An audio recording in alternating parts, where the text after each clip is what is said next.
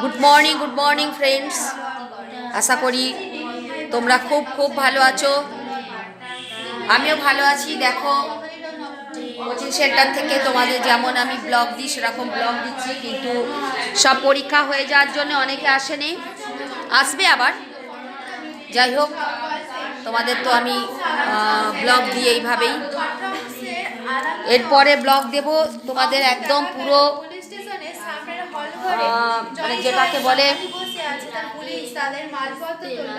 যে একদম সরাসরি টিচিংয়ের ওপর আমি ব্লগ দেব, যাতে তোমরা উপকৃত হবে, যারা স্টুডেন্ট আছে তারা উপকৃত হবে। আমি সেটা সিরিয়াসলি তোমাদের একটু দেখানোর চেষ্টা করব। স্টুডেন্টরা আসুক তখন আমি করব। ওকে, তোমরা এইভাবে আমার সাথে থেকো, আমার পাশে থেকো।